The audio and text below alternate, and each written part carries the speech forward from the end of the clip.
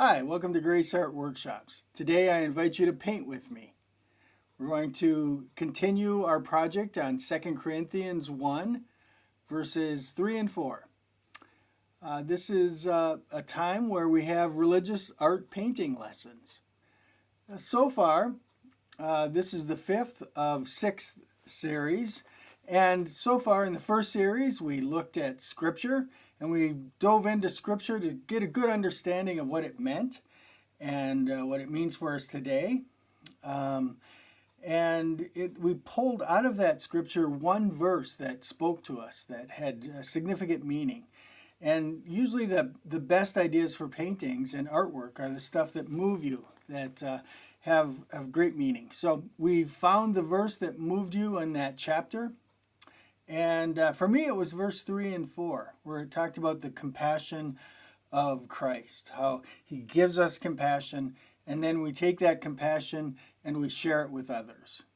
So we studied the Scripture, we picked our favorite verse, and then we came up with some ideas, some creative ideas on what a painting or a piece of artwork, a sculpture or a drawing or whatever you decide to do, what it would look like based on that verse. So we keep narrowing it down, and we come up with a bunch of ideas, and then we take the idea that speaks to the verse and also speaks to us. So sometimes it can take a while to come up with that idea that you want to use for the actual painting.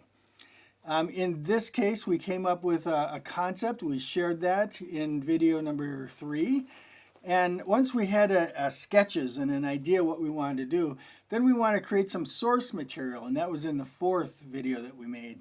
The source material is simply stuff that helps you in your process of creating. So I like to use photographs. Previously I was a photographer, and so that helps me an awful lot. I know Photoshop quite well, and I'm able to manipulate images. I use some free use images. Sometimes I'll shoot my own images. So after I've manipulated what I want in Photoshop, so the vision I have for that verse and for the concept, the idea we came up with, once I see that created in Photoshop, then I'll have a photograph printed of that, and I'll use that photograph as my guide for color, for positioning, for drawing, all that sort of thing. Now that brings us to the 5th session where we are today. Today we're going to do some painting. We're actually going to get in my studio and we're going to paint the image that we've worked up to until this point. At the end of this video, I want to share some of my favorite advice for painters and artists, and hopefully you'll find it helpful. It's some advice that I wish I had heard earlier on in the process. I'm going to start by mixing the blue color that you see right here in the reference print. What I generally do is I start over on this side of the painting and work my way across and down. So I'm going to mix all these colors right now.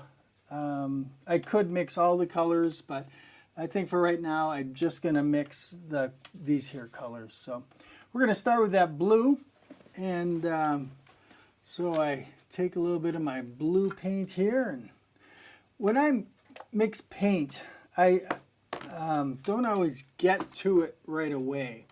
So I store it in these plastic cups with the top on, and that helps the paint to last quite a bit longer. And if I'm really going to be slow, I'll take these and I'll put them in the freezer, and they'll last even longer. So an idea for you to save your paint. Some artists will just mix their paints right on their mixing palette and just leave it on the palette, and that works too. So either way you do it.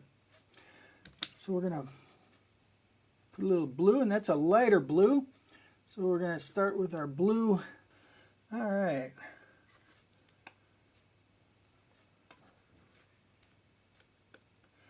And it's kind of a guessing game on how much paint I'm going to need. I don't have an awful lot of blue there, but it's kind of a hassle to run out. So I like to have just a little bit more than I need. And so So I just mix this together. Some people mix with a brush. I heard one instructor suggest to never mix with your brush because your brush should only be pulled in one direction, and if you mix it, there's a chance you'll pull it in other directions. So when I'm testing my paint, what I do when I think I might have the right color is I will then just quickly go up, and I can see that I'm way off. I'm too dark. So I'm going to add the rest of this white in here. Do a real quick reference check. Let's see if we're close. Still a little bit dark. The whole thing is just a continuation of trial and error. And if you're starting out with painting and you'd like to become a better painter, I found that Mark Carter is one of the finest teachers of painting that I've found. And the beauty of working with Mark Carter is most of his lessons are free and they're on his website. So if you're a painter, I encourage you to go visit Mark Carter at drawmixpaint.com. He's got a lot of videos and you'll learn an awful lot about mixing paint and the process of painting and lighting and the whole works. Mark Carter is a great teacher and I highly recommend him. I've learned a lot from Mark Carter. So let's mix some more white, see if we get a little closer to that light blue color that's on the wall. Now keep in mind a couple things. In order for me to make videos, I had to intensify my lighting. Typically, I don't use this much light when I paint.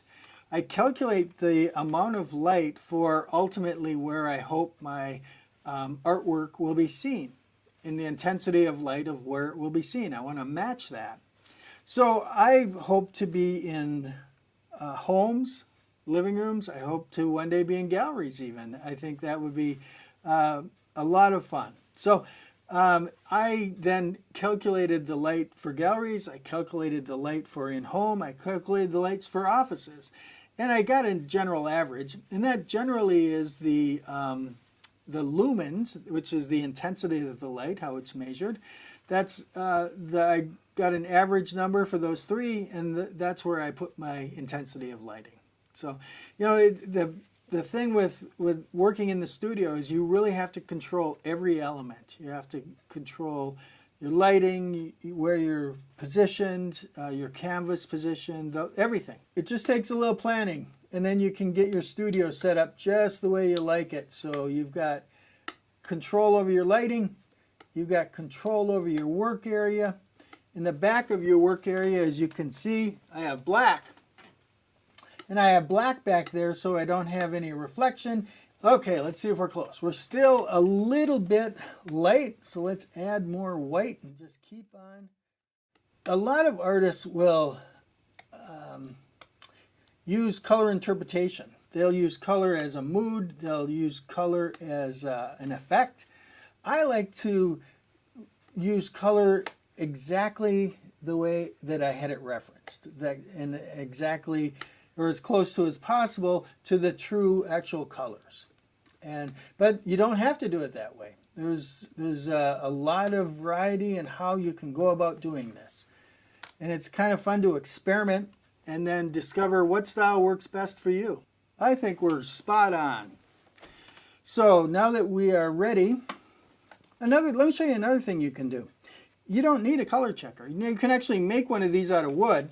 Mark Carter actually shows you how. So go visit the Mark Carter site after you're done here and pick up lots of good pointers from Mark Carter. Let me show you another way you can check the color.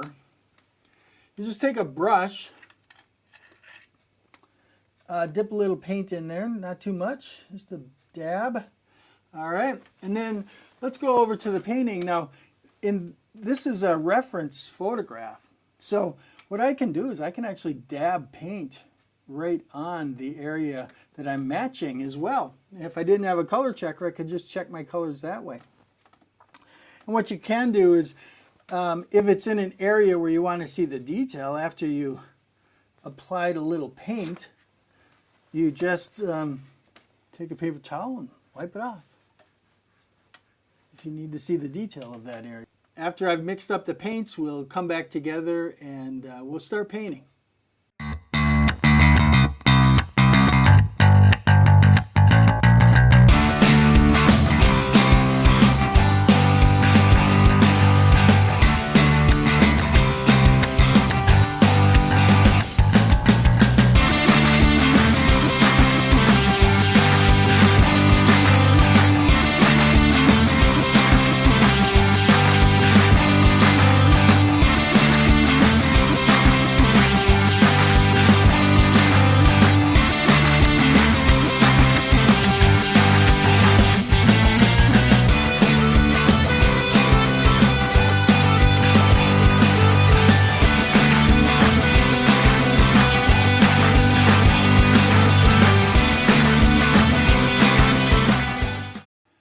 One of the struggles I had in creating this painting was in between, right in the middle of the painting, we've got really two separate images and sides that are divided. There's clearly two different paintings.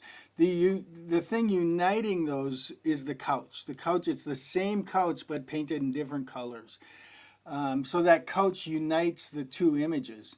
And I was unsure how I wanted to divide. One idea I was thinking about was to actually make it really messy and have divide lines that almost look like an abstract sort of work in the middle.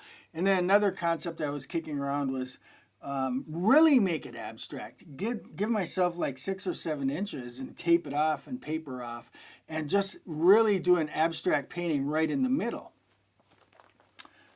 So it's interesting as an artist, the creative process never ends. I mean, it doesn't stop when you've actually done your work of creating concepts. It also continues into the studio when you're actually painting. For me, I'll look at it and I have concepts of how it might move me differently and how it might fulfill my vision. Okay, it's time for some of my favorite and best advice. To begin with, we have a God who loves us intensely, who is always with us, and who always wants the best for us. And we need to keep that in mind all the time, because it doesn't always feel like that. Sometimes we feel abandoned, but we're not. We are not abandoned. God is always for us and always with us and always by our side. And the best way to commune with God, to be in touch with God, is through prayer. And God asks us to bring all of our needs to Him. And so, granted, painting is not a huge need, but it is a need. And so, if you're painting and you want the best creator of all time, the best artist's input and advice at all time, simply pray. Pray before you start. Pray as you're painting.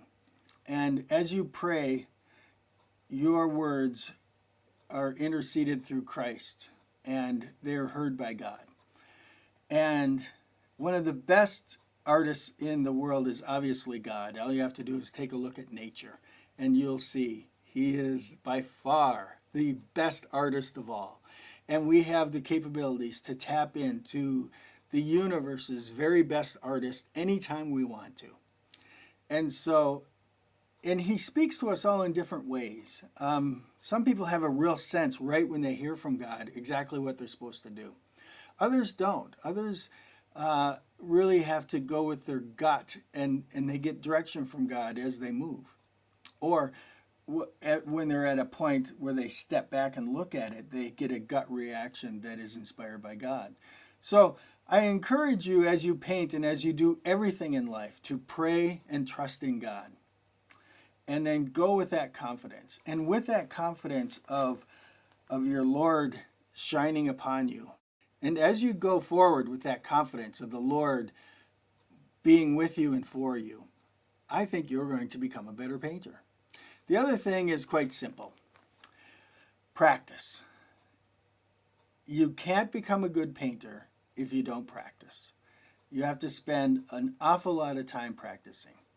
So the other thing, Seth Godin talked about this, and I think it's a great idea, is to share your practice.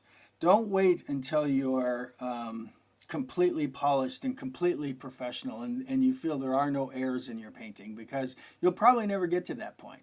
And you'll probably never then show the world your art. And I think it would be a crime if the world didn't see your artwork, because you have a lot of creativity within you that you can share. So show your practice, just get your work out there and realize that it's not perfect, but that's okay. The other thing I think that's important for artists is to have a mind vision of the artist you want to become.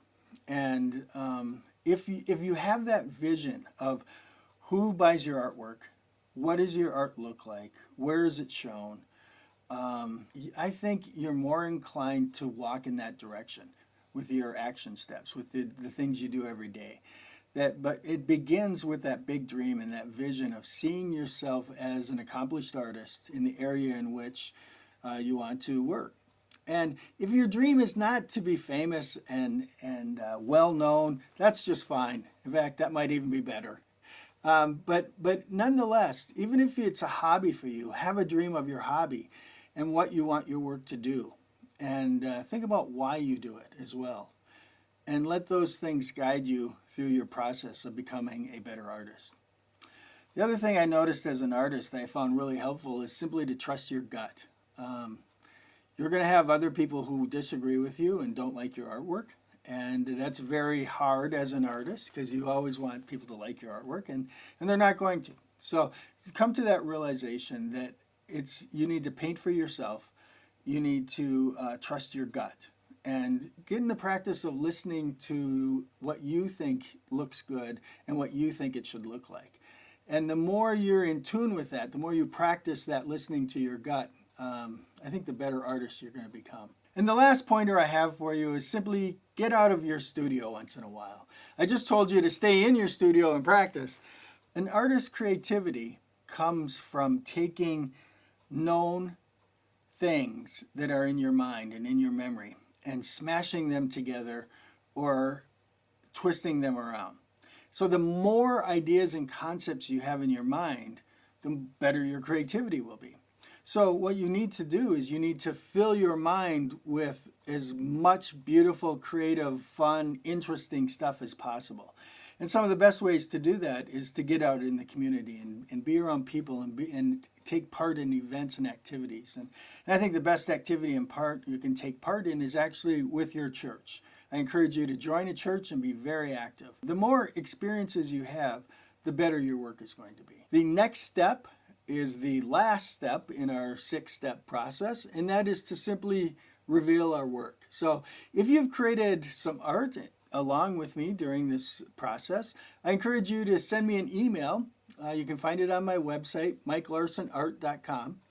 Send me an email and include your art in there, and I will include it in the reveal video where we reveal our paintings. So I'm excited to see what you've created.